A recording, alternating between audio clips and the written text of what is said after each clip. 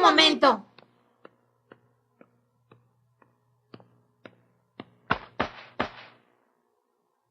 Oiga, señor Piccolo, ¿está pensando que voy a perder esta pelea?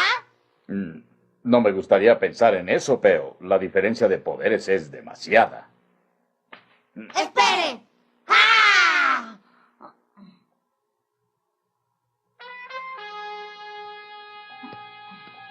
¿Qué? Oye, suéltame.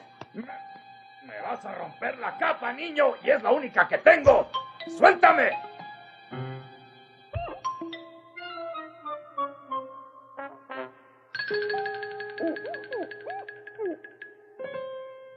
Oiga, señor Piccolo, ya se lo había dicho a Boo, pero todo esto está bajo mi control. Yo sé lo que hago en esta pelea. ¿Todo está bajo tu control? ¡Sí, por supuesto! Tenemos un maravilloso plan. No se preocupe, yo mismo diseñé mi estrategia para salir adelante. Sí, ya veo. Pero, ¿qué clase de estrategia es la que tienes en mente?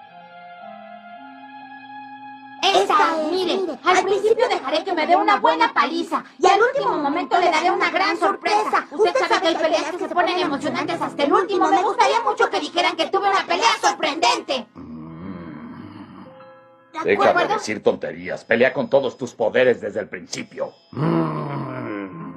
¡Rayos! Se ve que no entiende nada sobre las tácticas del triunfo en las peleas. No vas a ganar nada siendo un fanfarrón.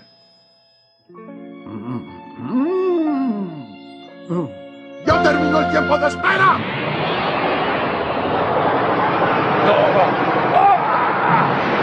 ¡Perfecto! ¡Comenzaremos con el segundo round! No lo entiendes, está confiando demasiado.